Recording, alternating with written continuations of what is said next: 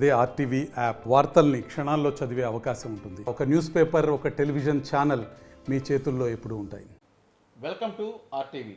నేను మీ శ్రీనివాస్. కథ, screen play, డైరెక్షన్తో megaphone తోటి కూడా ఒక విజయాన్ని అయితే అందుకున్నాడు. ఒకటి కాదు, రెండు కాదు, వరుసగా 7 విజయాలు అందుకొని విజయానికి కేర్ ఆఫ్ అడ్రస్గా మారాడు ఆ వ్యక్తి. అతను ఎవరో కాదు, ఈపాటికే అందరికి అర్థమైంది. పటాస్, సుప్రీం, F2, F3 ఇలా వరుస విజయాలతోటి భగవత్ కేసరి వరకు తన విజయం పరంపరను కొనసాగించిన వ్యక్తే అనిల్ రావిపూడి. ఇప్పుడు వారి కుటుంబ నేపథ్యంలో ఇంటర్వ్యూ చేసుకున్న కోసం కూడా మనం ఆర్టీవీ ద్వారా ఇక్కడ వారి కుటుంబంలో ఉన్నాము. ఇప్పుడు వాళ్ళ తల్లిదండ్రులు అనంతలక్ష్మి బ్రహ్మయ్య గారు అయితే ఉన్నారు. వారు మాట్లాడి తెలుసుకుందాం. అసలు అనిల్ రావిపూడి అసలు చిన్నప్పటి నుంచి ఎలా ఉండేవాడు, సినిమాల వైపు ఏ విధంగా మొగ్గు చూపారు, ఇప్పుడు ఎన్ని ప్రాజెక్టులతోటి బిజీగా ఉన్నారో వారు మాట్లాడి తెలుసుకుని ప్రయత్నం చేద్దాం. నమస్తే సార్. నమస్తే. అనిల్ రావిపూడి చిన్నప్పటి నుంచి కూడా చాలా యాక్టివ్గా ఉండేవాడు అని చెప్పేసి చాలా సందర్భాల్లో విన్నాం. అసలు ఎలా విద్యాభ్యాసం ఎలా ఉంది, అతను పుట్టుక చివరికి సినిమాలకు వెళ్ళేంత వరకు కూడా అసలు ఏం జరిగింది, ఎలా ఉండేవాడు? వాడు మేదరమిట్లో హాస్పిటల్లో డెలివరీ అయ్యాడండి. ఆ తర్వాత మేము వ్యవసాయ పరంగా మేము బళ్ళారి వెళ్ళిపోయాం. బళ్ళారిలో ఒక 2 సంవత్సరాలు ఉండడం, వ్యవసాయము కొంచెం ఇబ్బంది లాస్ అయిన తర్వాత మళ్ళీ మహబూబ్నగర్ జిల్లా వచ్చాం. అక్కడ ఒక 9 సంవత్సరాలు ఉన్నాను వ్యవసాయం చేసుకుంటా. అక్కడ చదువుకున్నాను 4th క్లాస్ వరకు.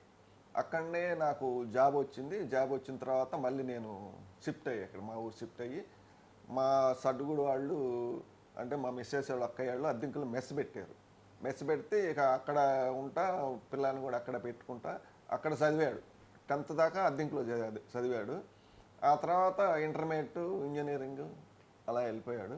వాడు చిన్నప్పటి నుంచే మిమిక్రీలు చేయటము, ఈ స్కూల్లో ఏదన్నా నాటకాల పోటీలు పెడితే నాటకాల పోటీలు, డ్యాన్స్ చేయటము. అలా డ్యాన్స్ అంటే వాడికి మామూలుగా తప్పట్లు సౌండ్ ఏది మోగినా ఆటోమేటిక్ పూనకం వస్తాడు, చెప్పే పని లేదు, వాడే డ్యాన్స్ చేస్తాడు. అలా అట్లా చేసుకునేవాడు. నేను కూడా బాగా సినిమాలు అంటే వాడికి ఇంట్రెస్ట్ అంటే సినిమాలు చూపించేవాడిని. ఎక్కువ చిరంజీవి గారి సినిమాలు చూపించేవాడిని. చిరంజీవి గారు ఏ డ్రెస్ ఎత్తే ఆ డ్రెస్ తెచ్చేవాడిని, ఏ బూట్ ఎత్తే ఆ బూట్ తెచ్చేవాడిని. నేను కొంచెం ఎంకరేజ్ చేసేవాడిని. అయితే సినిమాలు ఎంత బాగా చూపిస్తే అంత బాగా చదివేవాడు. అట్లా మార్కులు వచ్చేది. 10thలో కూడా 95 అలా వచ్చినాయి వాడికి. ఆ తర్వాత మళ్ళీ ఇంటర్మీడియట్కి గుంటూరు చేర్చాము. గుంటూరు ఇంటర్మీడియట్ అయిన తర్వాత అత్తయ్య గారి కాలేజీలో విజ్ఞానంలో చదివాడు. ఇంజనీరింగ్ అయిపోయిన తర్వాత నేను ఆర్టీసీలో జాబ్ చేస్తా. కొంచెం టైట్ పొజిషన్ నాకు. నేను ఉద్యోగానికి వెళ్తాడని ఆశపడ్డాను. వచ్చి ఉద్యోగానికి కాదు నాన్న, నేను ఇట్లా సినిమా ఫీల్డ్లోకి వెళ్తా అన్నాడు. సరే, నేను కూడా జాబ్ చేస్తున్నాను కదా, జాబు కష్టాలు నాకు తెలుసు, ఇబ్బంది ఏమో, జాబ్ చేస్తే వాడు ఒక నెలకు 1 లక్ష సంపాదిస్తాడేమో, వాళ్ళ లైఫ్ ఎలా ఉంటుందేమో అని సరేలే అన్నా నేను. సర్లేనో 3 సంవత్సరాలు టైం పెట్టాను నేను. 3 సంవత్సరాల్లో నువ్వు రికవర్ అయితే రికవర్, లేకపోతే బ్యాక్ వచ్చేయమన్నా. వాడు పోవడానికి కారణం మా మిస్సెస్ వాళ్ళ మేనత్త కొడుకు అని అరుణ్ ప్రసాద్ అని ఉన్నాడు. అరుణ్ ప్రసాద్ అంతకుముందు తమ్ముడు పవన్ కళ్యాణ్తో సినిమా చేశాడు. అప్పట్లో తమ్ముడు, బలేవాడి బాసు, మరి రవి అతనితోటి వడ్డే నవీన్ తోటి చాలామంది దాదాపు ఒక 10 సినిమాలు డైరెక్షన్ చేశాడు అతను. అప్పుడే వాడు ఇది గౌతమ్ ఎస్ఎస్ సినిమా షూటింగ్ నడుస్తుంది. అప్పుడు అనిల్ అప్పటికి వెళ్ళాడు. అప్పుడు వాడు ఏమన్నాడంటే, అన్నయ్య మళ్ళీ నన్ను అనొద్దు, వాడైనా చెడిపోతే మళ్ళీ మీరు నన్ను అనొద్దు అని అంటే, నీదేముందలేరా, గైన్ కాకపోతే ఎన్నికి వస్తాడులే అన్నాను. వాడికి వెళ్ళాడు. అక్కడి నుంచి ఇక వాడి దగ్గర నుంచి ఇక చిన్నగా రైటర్ అని అలా అని ఓ 10 సినిమాలు రైటర్గా చేశాడు. ఇక తర్వాత ఇక పటాస్, ఇక జనానికి తెలిసిందే పటాస్ సినిమా.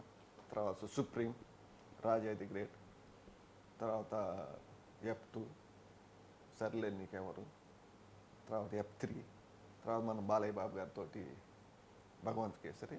ఇప్పుడు మళ్ళీ వెంకటేష్ బాబు తోటి మళ్ళీ సినిమా చేస్తున్నాడు. ఇప్పుడు స్టార్ట్ అయింది ఆల్రెడీ. అదేంటి వాడు సరేస్త్రా.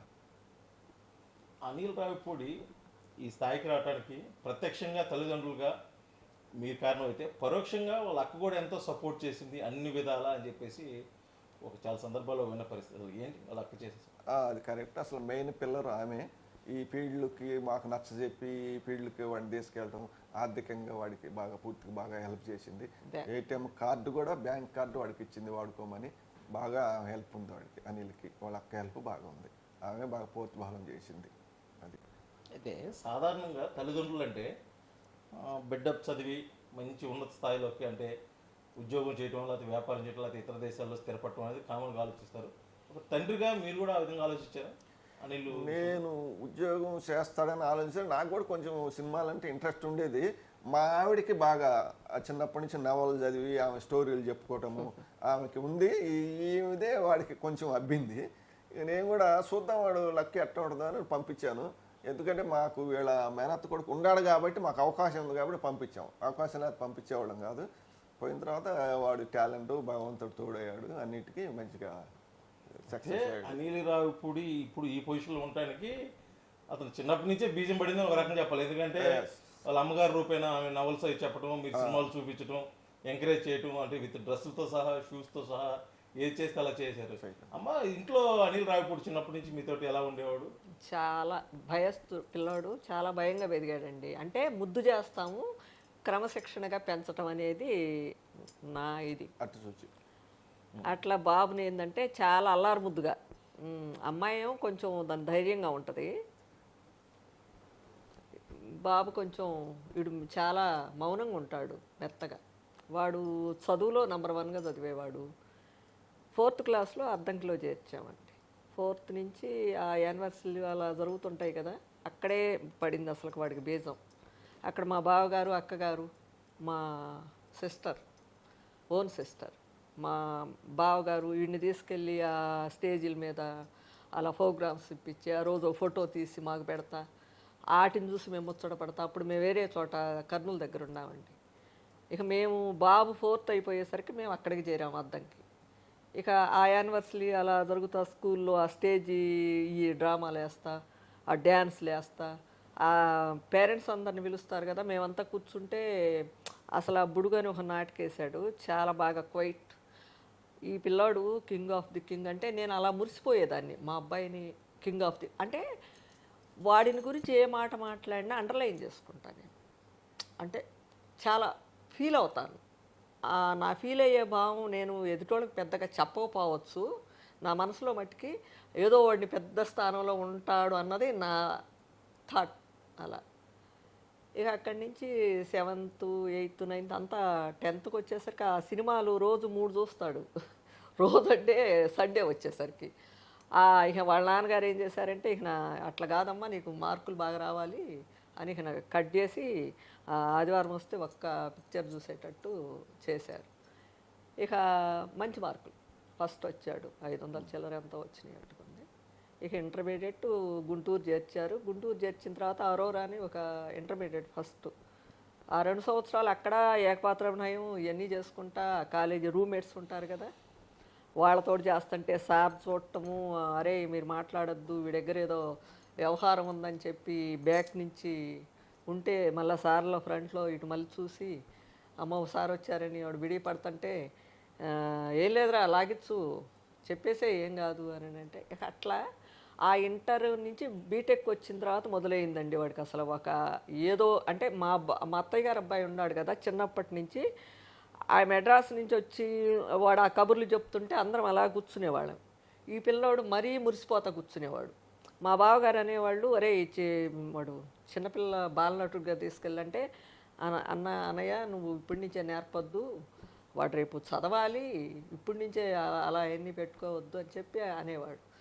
అంటే వాడు మనసులో ఎప్పుడైనా బాబాయ్ అక్కడ ఉన్నాడు, నేను చదువుకుంటే ఎప్పుడైనా వెళ్ళొచ్చు, నాకు ఒక ఎంట్రీ ఉందన్నది ఒకటి మైండ్లో ఉంది. ఇక అలా గుంటూరులో ఆ విజ్ఞానంలో చదివేటప్పుడు ఈ 2nd year 3rd year నుంచో ఏమనుకుంటారండి, ఆ విజ్ఞాన మహోత్సవం అని ఏదో జరిగినాయి నాటికలు, అందులో బెస్ట్గా మళ్ళా షీల్డ్స్ రావటం, వీడు చేసిన బెస్ట్గా రావటం. అక్కడి నుంచి ఆ సార్లు కానీ అప్పుడు దాకా బ్యాక్ బెంచ్లో కూర్చున్నాడు, అంటే ఇంట్రెస్ట్గా చదవలేదు. వాళ్ళ నాన్నగారు కూడా వెళ్ళి వీడు అసలు ఏంది మనకి ఇంటికి ఇవి వస్తున్నాయి అంటే ఇది అటెండెన్స్ తగ్గుతుండేది, పిక్చర్లకు వెళ్ళేవాడు, తగ్గుతుంది చదవటం లేదని కొంచెం ఆయన వీకెండ్ వెళ్ళేవాడు. వెళ్ళి ఇక గమనిస్తే కొంచెం స్ట్రిక్ట్గా వాడిని చేస్తే 1 2 సబ్జెక్టులు పోతే ఇక 3rd year నుంచి పెట్టాడు దాని మీద ఎక్కువ ఫోకస్. ఇక అంతా అయిపోయింది సబ్జెక్టులు. ఆ షీల్డ్ తెస్తే నేను అపురూపంగా వాడిని ఏంటంటే ఆ షీల్డ్ ఇవాళ నా పెద్ద షీల్డ్ వచ్చేసరికి నాకు ఇంకా అది ఒక దీనికి వచ్చామేమో ఇప్పుడు మామూలుగా అయిపోయింది. ప్రతిదీ అక్కడ పెట్టుకొని చూసుకోవటం వాడికి అది ఒక ఆనందం అన్నమాట. వాడిని పిలిచి ఎవరన్నా ఒక షీల్డ్ ఇచ్చారంటే అది నాకే తెచ్చిచ్చేవాడు. అయ్యలో అక్కడ పెట్టుకొని చూసుకుంటే ఇంతకుముందు మా పాత ఇంట్లో అన్నీ అసలు అట్లా టీపాయ్ మీద ఉండేవి. ఇంకా అవన్నీ కొత్తవి వస్తున్నాయి కదా, ఇంకా అన్నీ లోపల పెట్టేశారు. ఇక అలా అలా 4th ఇయర్ అయిపోయిన తర్వాత వాళ్ళ అక్కతోటి చెప్పాడు, నేను వెళ్తాను ఇక ఈ ఫీల్డ్కి, బాబాయ్ ఉన్నాడు కదా అంటే ఇక ఆ అబ్బాయి ఇందాక ఆయన చెప్పారుగా ఇక అట్లానే అడగటము. మా మరిది గారు అరుణ్ ప్రసాద్ గారు అడిగి ఏంటంటే సరే అమ్మా వస్తే వాడు అదృష్టం బాగుంటే పైకి వస్తాడు, లేకపోతే చదువు ఉంది కదా ఏదో ఒకటి చేసుకుంటాడని చెప్పి అలా వెళ్ళిన తర్వాత గౌతమ్ ఎస్ఎస్సికి అసిస్టెంట్ డైరెక్టర్గా చేశాడండి ఫస్ట్. అసలు ఒక టైంలో మేము వెళ్ళినప్పుడు అసలు బాగా అవుట్డోర్ షూటింగ్లో ఉండాడట్టుకుంది. నాకైతే ఏడుపు వచ్చింది. ఎందుకు నాన్న ఏడ ఏసీ రూముల్లో చేసుకోవటానికి జాబు, మంచి చదువు కదా, ఈసీ అండి బీటెక్, లేకపోతే యూఎస్ వెళ్ళేవాడు కదా. ఎందుకమ్మా అంటే ఏం పర్లేదమ్మా, ఇష్టమైంది కష్టపడతానన్నాడు. ఇష్టమైంది కష్టపడతాను, ఏం పర్వాలేదన్నాడు. ఏడ్చుకున్నాను నేను కూడా. ఇక అక్కడి నుంచి ఏమండి మాకు అనిల్ మళ్ళా డైరెక్షన్ చేసిన దాకా మా మనసులో ఈ గుండె వేగం ఎవరికి తెలియకపోవచ్చు, అది మాకే తెలుసు. అంత చుట్టాల్లో కూడా మమ్మల్ని కొంచెం ఇబ్బంది పెట్టారు. అంటే మా సముద్రంలో బాబుని వదిలాము, వాడు ఈదుకుంటా రావాలి కదా ఒడ్డుకి. అది అంటే మా అమ్మాయితో నేను షేర్ చేసుకుంటే, అమ్మ సినిమా అంటే అనిల్ ఎప్పుడో తెస్తాడు. అసలు రెండో మా మరిది గారు అరుణ్ ప్రసాద్ గారు గౌతమ్ ఎస్ఎస్ ఇప్పుడు సెకండ్ అప్పుడే సినిమా చేసేరా అన్నాడు. సినిమా చేస్తే ఇండస్ట్రీలో అనిల్ నిలబడాలమ్మా, ఊరక ఆషామాషిగా ఒక సినిమా తీసి యువతలకు రావటం కాదు, కొడితే ఏను కుంభస్థలాన్ని కొట్టాలి అనేదండి మా అమ్మాయి. అవన్నీ మేము అప్పుడు చెప్పుకునేవి కాదు, ఇవాళ ఆనందంతో చెప్పుకోగలుగుతున్నాము. అలా ఇప్పుడు మాకు ఒక మంచి బిడ్డ అండి వాడు. ఇవాళకి విలువలు తెలిసిన బిడ్డ, తల్లిదండ్రిని ఎలా చూసుకోవాలి, అక్కని ఎలా చూసుకోవాలి, వాడి భార్య వాడి పిల్లల్ని ఎలా చూసుకోవాలన్నది ఇంకా అంతకన్నా మంచి బిడ్డ ఏమో అందరికుంటే ఉండొచ్చేమో, కానీ సంపూర్ణమైన ప్రేమ మాకు అందింది. చిన్నప్పటి నుంచి మీతో చాలా బాగా ఉండేవాళ్ళు, మీరు బాగా ఎంకరేజ్ చేశారు. అవును. మీరు ఎప్పుడైనా అనిల్ రావిపూడి ఇంత పెద్ద డైరెక్టర్ సినీ ఇండస్ట్రీలో ఈ స్థాయికి వెళ్తాడని ఇప్పుడు ఇంకా వెళ్ళేదే ఉందండి. ప్రతి సినిమాతోటి మా బాబుకి నేను ఒక మాట అంటాను, నానా ఏంటి మన అందరూ 100 కోట్ల సినిమా చేస్తున్నారు కదమ్మా, మంది ఎప్పుడు అయ్యిద్దమ్మా అంటే, నువ్వు అంటుండమ్మా అని ఎప్పుడు వచ్చిందండి. నేను ఆ మాట అన్న తర్వాతనే అనేవాడు. ఇప్పుడు నా మనసులో మళ్ళా ఒక్కటి ఉంది, మా అబ్బాయి పాన్ ఇండియా సినిమా చేయాలని, మా అబ్బాయి అంత స్థాయికి ఎదగాలని అనేది ఒకటి ఉందండి. బాగుంది, భగవంతుడు ఆశీస్సులు కూడా ఉంటే అది కూడా చూడాలని ఇష్టంగా ఉంది. అది టెన్షన్ పడకుండా అది ఇప్పుడు దాకా చేసినవన్నీ వాడికి మంచి బ్లెస్సింగ్స్ వచ్చినాయి. అలాగే అది కూడా నేను ఎట్లా అంటే ఏదో చేస్తాడని కాదు, అది వాడికి కరెక్ట్ అనుకుంటేనే ఏమని దేవుణ్ణి అడుగుతా. ఏమండి మా బాబు చేస్తే ఇది కరెక్ట్ అనుకుంటేనే ఏమని అడుగుతా, లేకపోతే అంత బరువు మనం పెట్టుకోవద్దు, అంత బాధ్యత మనకు. అట్లా చదువు అయిపోయిన తర్వాత కామన్గా అందరూ చూసేది ఇతర దేశాల వైపు, కానీ ఒక్కసారిగా అంటే మీరు ఇందాక చెప్పినట్టు సముద్రంలో వదిలేసామని చెప్పేసి సినీ ఇండస్ట్రీకి వెళ్తున్నారంటే, మీరు ఇందాక చెప్పారు గుండు వేగం కూడా మాకే తెలుసు, ఎవరికి చెప్పలేని పరిస్థితి. అటువంటి టైంలో మీరు తల్లిదండ్రులుగా అబ్జెక్ట్ చేయడం కానీ, అంటే వద్దురా ఏదైనా ఉద్యోగం చేసుకొని చెప్పడం కానీ, ఏదైనా సలహాలు ఇవ్వడం కానీ చేశారా? జరగలేదండి. అంటే మాకు రైటర్గా బాబు పేరు ఒక 2 సంవత్సరాల తర్వాత గౌతమ్ ఎస్ఎస్ నెక్స్ట్ ఫిలిం కాడి నుంచి రైటర్గా శంఖం నుంచి వచ్చింది. ఏంటంటే మా అబ్బాయి రైటర్గా ఇది ఒక స్కేల్ ఉందన్నది ఒక మంచి ఆనందం వచ్చింది. ఆ రైటర్గా అలా సాగుతుంటే పెద్ద హిట్స్ పడలేదు అనిల్కి. ఎక్కడ దీనిలో మళ్ళీ ఉండిపోతాడా, డైరెక్షన్ డిపార్ట్మెంట్ వస్తాడా రాదని మళ్ళీ భయం ఉంది. ఆ భయాన్ని వాడు ఛేదించి ఆ కష్టం అంతా వాడు పడ్డాడు. అన్ని ఇంటర్వ్యూల్లో చెప్పాడు. పటాస్ తోటి కళ్యాణ్ రామ్ గారు, మాకు ఎన్టీఆర్, మాకు ఇంకొక ఆనందం, మాకు మా ఇంట్లో ఆయన ఒక దైవం కదా, అలాంటి ఆయన ప్రొడక్షన్లో మేము చేశాం కదా, మా బాబుకి ఫస్ట్ సినిమా వచ్చిందని అది పెద్ద ఆనందపడ్డాం మేము అప్పుడు, మామూలుగా కాదు. సరే బ్రహ్మయ్య గారు, చిన్న విషయం ఏంటంటే చిన్నప్పటి నుంచి మీరు దగ్గరుండి సినిమాలు చూపించారు, అనిల్ రావిపూడి పెద్దోడయ్యాడు, సినిమాలు డైరెక్ట్ చేస్తున్నాడు. ఎప్పుడైనా నాన్న ఈ సినిమాలో నటించు, అది నటిస్తే బాగుంటుంది అని చెప్పేసి ఎప్పుడన్నా మీకు ప్రపోజ్ చేశారా? మీరు నటించారా? అసలు అప్పుడు ఒకవేళ అడిగితే ఆ మాట అడిగినప్పుడు మీరు ఏ విధంగా ఫీల్ అయ్యారు? వాడు నేనే అడుగుతా, అబ్బాయి నన్ను ఎక్కడ సినిమాలో చూపించరంటే నీకు ఎందుకులే అనేవాడు. కానీ ప్రతి సినిమాలో చూపించాడు, డైలాగ్ ఇవ్వాల. మొన్న భగవంత్ కేసరిలో బాలయ్య గారి సినిమాలో డైలాగ్ ఇచ్చాడు నాకు. ప్రతి సినిమాలో నటించా, ప్రతి సినిమాలో గెస్ట్ కనపడిపోతా, డైలాగ్ అయితే లేదు, ప్రతి సినిమాలో నటించా నేను. అయితే మనకి డైరెక్టర్ ఆ ఫీల్డ్ పంపినప్పుడు కొంచెం మాకు బంధువులు కూడా కొంతమంది పెళ్ళిళ్ళకి అట్లా పోయామనుకో, పెళ్ళిళ్ళు అడుగుతుంది మీ అబ్బాయి ఏం చేస్తున్నాడు అంటే, వాళ్ళు వీళ్ళు అడుగుతుంది మా అబ్బాయి అమెరికా పోయాడు, ఇంకొకళ్ళు సాఫ్ట్వేర్ జాబ్ చేస్తాను అంటారు. మీ అబ్బాయి అక్కడికి పోయారంటే సినిమా ఫీల్డ్లా అని తేలిగ్గా మాట్లాడేవాడు. కొంచెం బాధగా ఉండేది మాకు. కానీ ఎప్పుడు జీవితంలో ఎదగడా అంటే ఇప్పుడు ఎదిగిన తర్వాత అందరూ భలే పంపించారు అంటున్నారు ఇప్పుడు అందరూ.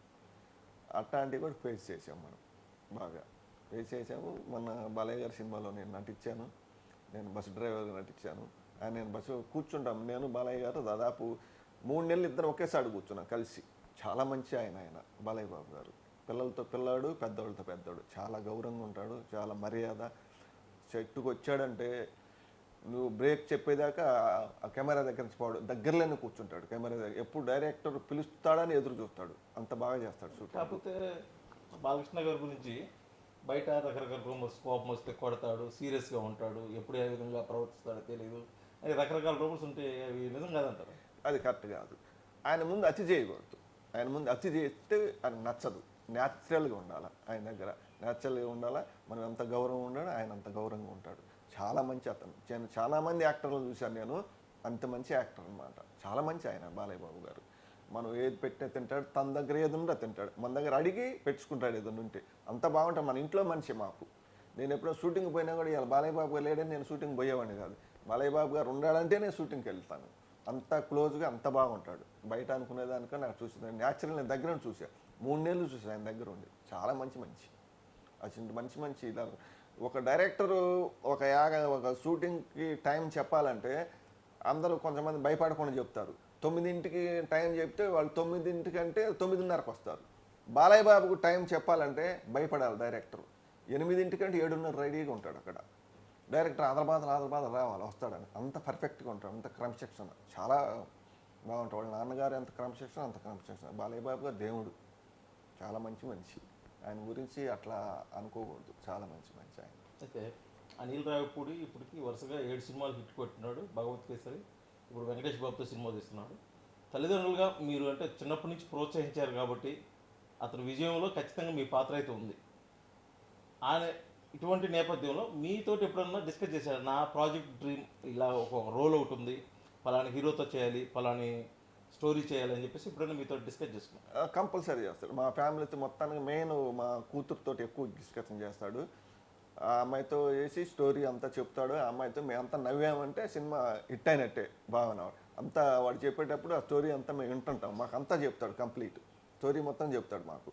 అదే మేము వింటాం, విని మేము నవ్వామనుకో సక్సెస్ అయినట్టే వాడికి. ప్రతి విషయం మాతో షేర్ చేసుకుంటాడు. ఈసారి ఈ యాక్టర్ హీరోతో చేస్తాను, ఈసారి ఈ హీరోతో చేస్తానని చెప్తాడు మాకు. సినిమా మొదలు పెట్టే చెప్తాడు. అలా అన్నీ తెలుస్తుంది మాకు. అంటే అనిల్ రావిపూడి సినిమాల్లో కామెడీ కొద్దిగా డిఫరెంట్గా ఉంటుంది. అంటే వెటకారంతో కూడిన కామెడీ ఉంటుంది. అలాగని చెప్పేసి అంతకుముందు సినిమాల్లో కూడా ఎక్కడ చూసిన దాఖలాలు ఉండవు. కొద్దిగా డిఫరెంట్గా కూడా చిన్నప్పటి నుంచి కూడా అంటే రియల్ లైఫ్లో కూడా అలా ఉండేవాడా? ఎప్పుడన్నా కొద్దిగా సీరియస్గా ఉంటాడు? అలానే ఉండేవాడండి వాడు. ఎట్లా అంటే ఇప్పుడు ఆ సినిమాలో ఏందో వాడి పాత్ర అంతా నిజ జీవితంలో కూడా అదే పాత్ర.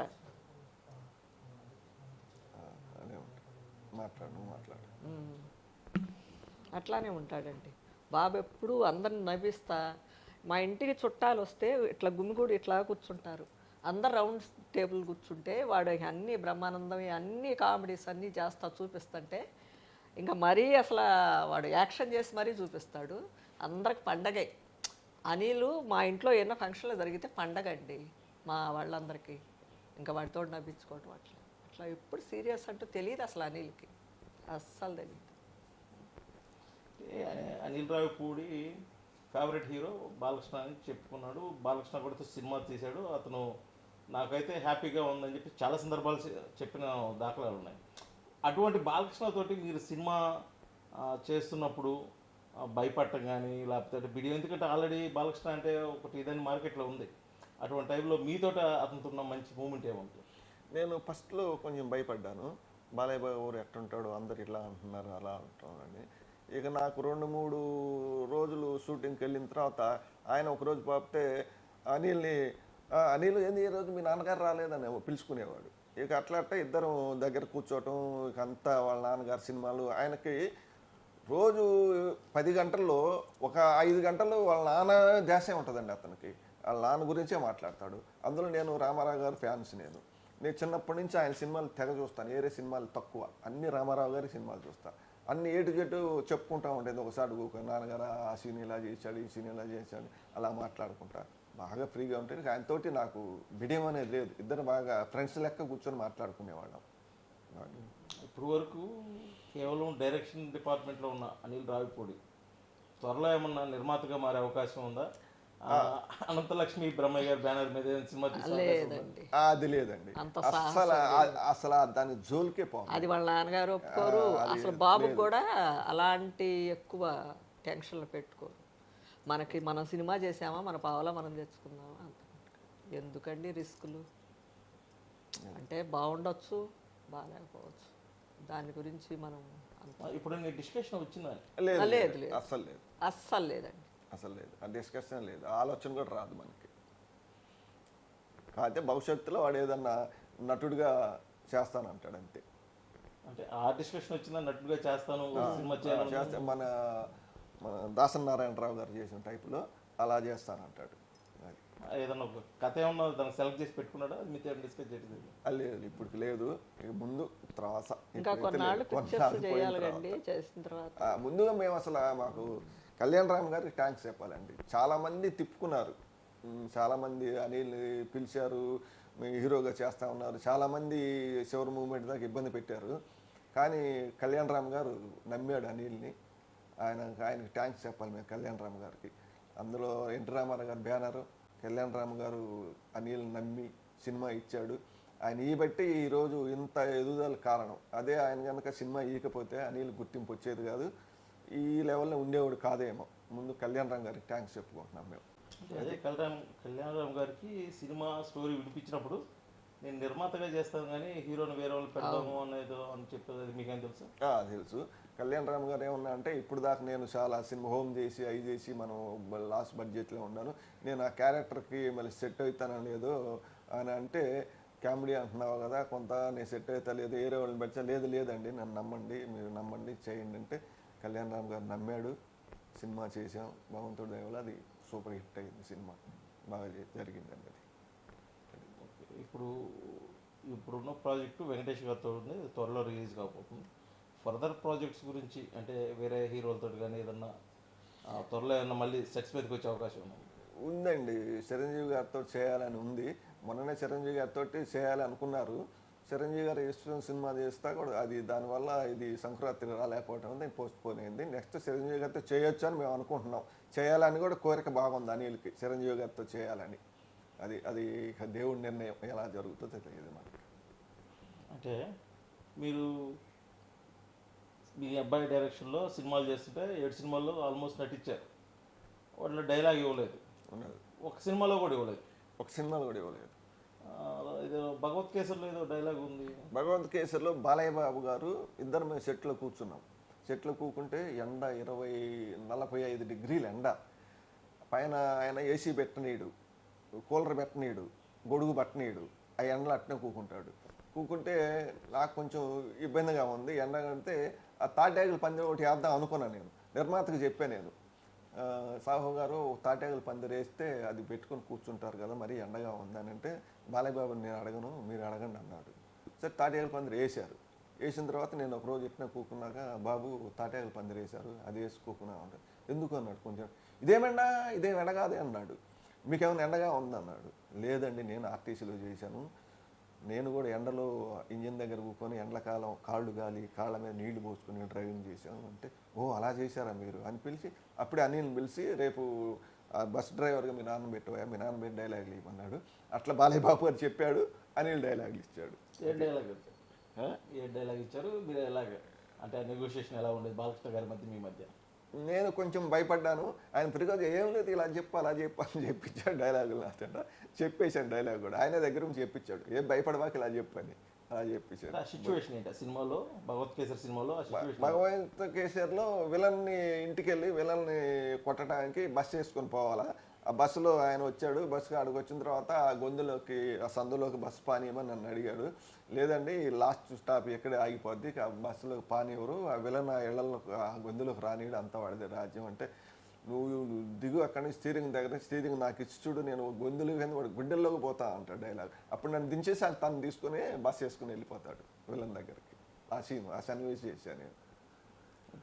అది మీరు బస్ డ్రైవర్గా యాక్ట్ చేస్తున్నప్పుడు మీకు ఒక డైలాగ్ ఇస్తే ఆ డైలాగ్ చెప్పే టైంలో మిమ్మల్ని ఏదో బాలకృష్ణ గారు చమత్కారంగా ఏదో అంటే మీరు డైలాగ్ మర్చిపోయారు, 1-2 సార్లు అది రిపీట్ అయిందని స్లేట్ ఆ సందర్భం ఏంటి?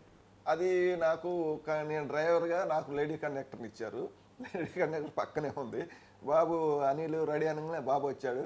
వచ్చి నా దగ్గరకు వచ్చి ఏంది నువ్వు స్టీరింగ్ కాడ కూర్చొని లేడీ కండక్టర్ని అలా చూస్తున్నావు అనేతలకి ఆ డైలాగ్ పోయింది నాకు. తర్వాత మళ్ళీ వచ్చి మళ్ళీ ఏదో ఇంకోటి సంథింగ్ అన్నాడు. తర్వాత బాబు నాకు రాదంటే ఓకే ఓకే అని చెప్పాడు. చాలా సరదాగా ఉంటాడు షూటింగ్లో. అలా జరిగింది అది. అంటే మొన్నటి వరకు మీరు ఆర్టీసీ సేవలు అందించారు. ఒకసారి ఒక కొత్త ఫీల్డ్, ఎందుకంటే కొడుకు డైరెక్షన్ ఫీల్డ్లో ఉన్నాడు, సీనియర్ ఇండస్ట్రీకి వెళ్ళిపోయారు. మీకు తల్లిదండ్రులుగా ఒక రకమైన ఆనందం, ఒక యాక్టర్గా మీకేమనిపించింది సెట్లో? నాకు నేను సెట్కి వెళ్తే ఇప్పుడు దిల్ రాజు గారు మీ నాన్న వచ్చాడని అడుగుతాడు. మీ నాన్న ఉంటే మేము అవసరం లేదు మేము వెళ్ళిపోతాం అంటారు. నేను వాడిని పొద్దున్న ఇంటి దగ్గర పెందరాడి పడుకుంటా టైంకి లేపుతాను. మళ్ళీ నైట్ ఎప్పుడు సినిమా పోతాను కూడా సినిమా పానేను. మళ్ళీ తెల్లారి షూటింగ్ ముందు ఉండాల్సిందేనని. వచ్చిన తర్వాత మధ్యాహ్నం బ్రేక్ ఇస్తాడు 1 గంటకి. తర్వాత 2 గంటకి మళ్ళీ స్టార్ట్ చేయాలి షూటింగ్. 1 గంటకి పడుకున్న తర్వాత 2 దాటిందంటే పోయి నేను కేకలేస్తా టైం అయిందిరా అని. వచ్చి అట్లా షూటింగ్ చెప్తా. నేను అందరు యాక్టర్లతోటి అక్కడ ఉన్న వాళ్ళందరితో బాగా ఫ్రీగా ఉంటాను, ఫ్రెండ్లీగా ఉంటాను. అదే.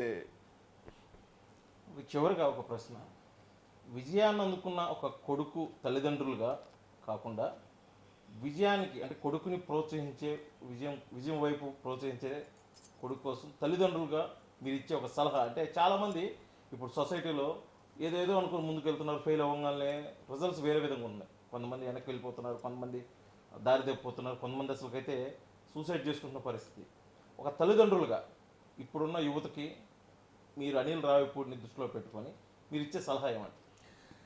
ఇప్పుడున్న యువతకి వాళ్ళు అనుకునే గోల్ కరెక్ట్గా దాని మీద పెట్టాలా. ఆ గోల్ కష్టమైనా ఏమైనా సరే అది సాధించాలని పట్టుదల ఉండాలా. అది అలా సాధిస్తే ఎవరైనా ముందుకెళ్తారు. అది అక్కడ పోయిన తర్వాత మళ్ళీ ఏదో ఒకటి సంథింగ్ అయింది వెనక్కి రాకుండా అలా ఉండకూడదు. ఒక తల్లిగా మీరు ఏమిస్తారు? అంటే అందరూ అనిల్ లాగా ఉండాలి. అక్కడికి వెళ్ళిన తర్వాత వెళ్ళగానే మనకు ఎదురొచ్చేది రాదండి.